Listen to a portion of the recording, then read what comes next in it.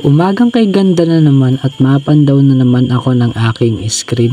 Nandito na nga ako sa lugar kung saan nakataan ang aking mga screen. Ngayong umaga nga ay maganda ang panahon at hindi na maulan dito sa amin. Dito nga sa video na to ay ipapakita ko sa inyong huli ko ngayong umaga. Ngayong umaga nga ay eto na lang nga pala ang huli ko. Ilang pirasong kiwit na nga lang pala ang aking huli.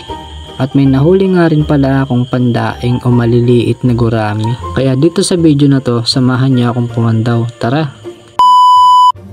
Balik na nga pala tayo dito sa video at nakasakay na nga pala ako sa aming bangka. Inumpisan ko na nga palang mamandaw at nakakuha na nga kaagad ako ng isang piraso dito. Pagkatapos ko nga dun sa isa ay lumipat na ako dito sa kasunod kong papandawing taan. Agad ko na ngang inangat ang trap at ayan, may laman naman kahit papano, kahit isang piraso lang. Agad ko na ngang kinuha yung laman na isang piraso at tinaktak ko na ulit sa aking bangka. Yung trap nga ay binalik ko na sa kanyang pwesto. At dito naman tayo sa kasunod na trap. Ito ngang trap na to, ang laman niya ay maliliit na gurami. Kinuha ko na nga ang trap at tinaktak ko ang huli nito sa may balde. Ito ngang maliliit na gurami ay dinadaing o binibislad. Bislad nga pala ang tawag nito dito sa amin. Ang tawag naman sa ibang lugar ay daing. At yan nga pala ay binibilad sa araw o pinapatuyo. At saka pwede mo na siyang ibenta. Ang bentahan nga pala niyan dito sa amin ay 400 pesos per kilo. At kapag ganitong medyo maulan dito ngayon ay mahirap magpatuyo at hindi kami makapagbenta. Dito nga sa video na to ay halos puro guraming maliliit ang aking nahuhuli. Patapos na nga ako dito sa unang lugar na aking pinagtataanan at lumipat na ako dito sa kasunod na lugar. Medyo malayo-layo din ito dun sa nauna kong pinandawan. Dito nga ay nagbakasakali ako na makahuli ng marami-rami. Papunta na nga ako sa unang trap na aking papandawin dito sa lugar na ito at doon pa nga pala yun sa medyo paloob pa. Nandito na nga ako sa unang trap na aking papandawin at pag-angat ko nga ay puro maliliit na gurami pa rin ang aking huli. Pagkaangat ko nga ay tinaktak ko na yung laman ng trap sa aking balde. Napapansin ko nga na puro maliliit na gurami na lang ang aking nahuhuli at wala na kahit isang kiwit. Isinara ko na nga itong trap at binalik ko na sa kanyang pinagtataanan. At ito na nga, hindi pa nadagdagan ng kiwit ang aking huli. Puro maliliit na gurami. Ito ngang isang trap ay 3 pirasong maliliit na gurami at hindi ko na nga kinuha. Binalik ko na lang sa pinagtataanan.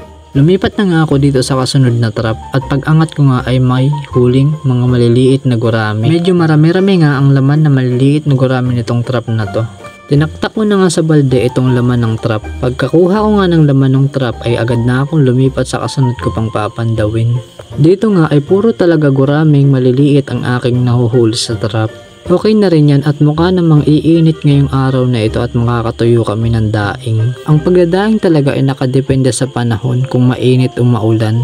Dito sa video na to ay nakakarami na nga pala ako na napapandaw na trap.